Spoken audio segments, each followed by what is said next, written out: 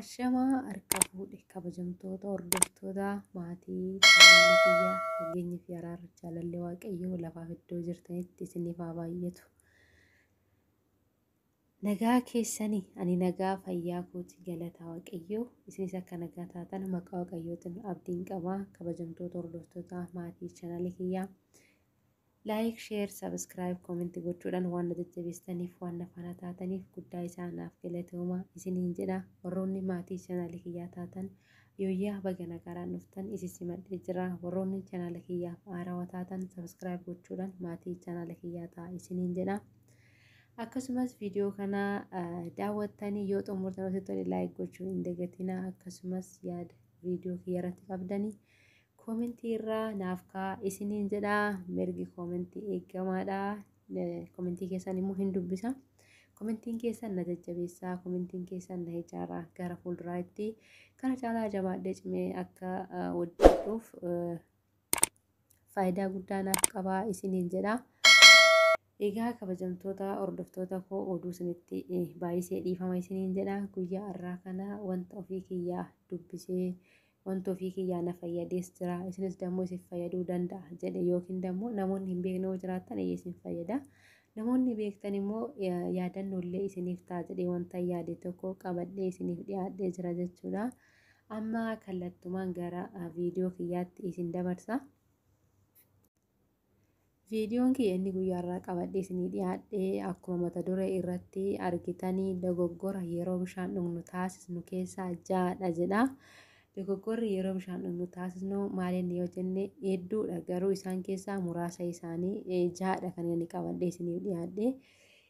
Garuu dogoggorri yeroo bishaan dhugnu taasisnu hedduudha, isaan keessaa ja'a qofa kan inni qabadhee yookiin dammoo keessaa filadhee isiniif dhiyeessu jechuudha. Maaliif viidiyoo kana irratti haasee xumuruudhaaf irri naaf hin dhumatu baay'ee dheeraadha waan ta'eef yeroo biraa dammoo isaan hafan qabadhee isiniif dhiyaadhu ta'a jechuudha.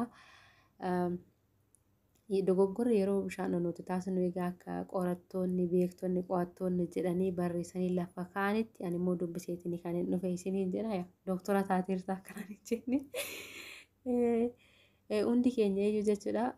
Hundi keenya iyyuu akkuma beeknu sammuun keenya hojii isaa haala gaariin akka hojjetuuf bishaan isaa barbaachisa jechuudha. Bishaan fayyaadhaaf, bareedinaaf akkasumas dammoo gogaan qaama keenya qulqullina akka qabaatuuf akkasumas umurii dheeraa jiraachuudhaaf bishaan murteessaadha.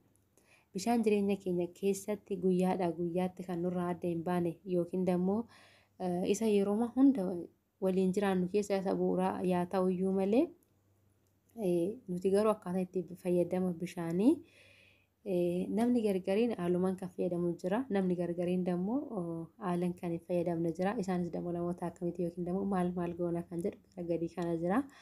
Akkasumas bishaan yeroo dhugnu dogoggora nuti uumnu keessaa inni tokkoffaan yeroo dhoowwanne qofa dhuguudha jechuudha. Yeroo dhoowwanne qofa dhuguun qaamni keenya bishaan hangeessa barbaachisu akka inni hin arganne kan isa godhuudha jechuudha. Inni kun immoo fayyaa keenya irratti dhiibbaa fida. Kanaafuu bishaan osoo hin dheebotin dhuguun barbaachisaadha jedhu. Inni lammaffaan yeroo tokkotti bishaan baay'isanii dhuguun miidhaa qaba. Inni sadaffaan dhaabbatanii dhuguu. Bishaan yeroo dhaabbannee dhugnu akkasumas biyya keenyatti bishaan dhaabbatanii dhuguun ani akka safuutitti kan ani fudhadhee bishaan dhaabbatanii hin dhugani biyya keenyatti irra dhaabbattee hin dhugin jedhu. Namoonni tokko tokko jilba si bu'allee yeroo isaan jedhan jira. Ani akkasittiin kan hin beeku bishaan dhaabbatanii dhugan jilba nama bu'a kan jedhudha malee bishaan dhaabbatanii dhuguun miidhaa qaba jedhee hin qabanne jechuudha. Kanaaf guyyaa irraa kan ammoo asirratti barumsa irratti argadheetii jira kan ogeessan deeggarame isiniin jedha. Inni kunis maal inni yeroo bishaan dhaabbannee dhugnu bishaan haaluma salphaa ta'een coggaarraa keenya irraa gara mar'imaan qallaatti akka hin darbu godha jechuudha. Inni kun immoo qaamni keenya faayidaa bishaan irraa argatu malu sana yookiin dammoo guutummaa isaatti akka inni hin arganne waan taasisuuf gara coggaarraa keenya gara mar'imaan qallaatti. Inni arfaffaan namoonni sochii qaamaa erga taasisanii yookiin dammoo ispoortii erga hojjetanii booda bishaan dhuguu.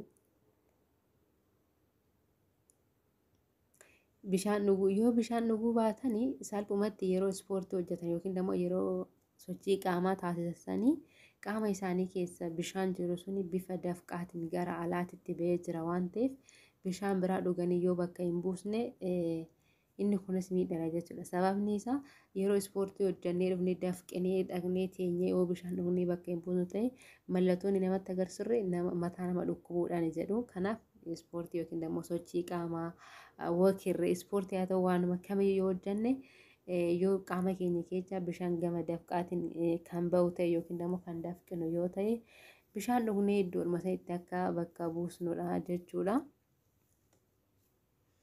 Inni jaaffaan immoo yeroo nyaata nyaannu bishaan dhuguun hin qabnu jechuudha. Yeroo nyaata nyaatan bishaan dhuguun dogoggora bishaan yeroo dhugnu taasisnu keessaa isa tokkodha jechuudha. Inni kun immoo sababiin isaa nyaanni nyaannee akka inni hin daakkamne waan nu jalaa godhuuf. Nyaanni nuti nyaanne suni coggaarraan keenya nyaata nyaanne sana daakuudhaaf yeroo isa barbaachisa waan ta'eef akkasumas immoo yeroo nuti immoo nyaata nyaanne dhaqnee irraan dafnee bishaan itti dhugnu sana bishaan sunis dhaqee bahaa irratti ta'a waan ta'eef coggaarraan keenya nyaata sana daakuu dhiisee ufumaa isaatii akkasumaan miidhaa itti fida jechuudha. Inni jaaffaa fi dammoo inni xumuraa nyaata booda bishaan qorraa dhugu. Nyaata nyaannee kaanee deebinee bishaan qorraa dhugna yoo ta'e nyaanni garaa keenya keessa jiru suni gara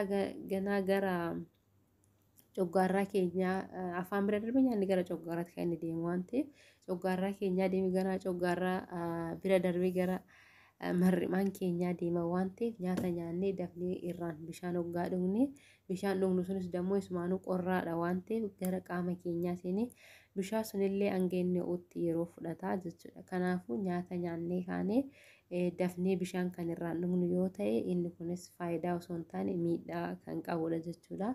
Egaa wanti faayidaa qabu tokko miidhaa akka inni qabus ni beekna. Yoo haalan itti fayyadamne faayidaa qaba. Faayidaan isaa irreen guddata ta'a. Yoommoo haalan itti fayyadamuu baanne akka inni miidhaa qabu eenyumti keenyayyuu akkasumas immoo wantumti nu fayyadamnu kamiyyuu akka isaan nu miidhanillee ni beekna jechuudha. Akkasumas yeroo nyaata nyaatan immoo bishaan dhuguu yeroo nyaata nyaatan bishaan dhuguun illee nyaata nyaachaa bishaan dhugna yoo ta'e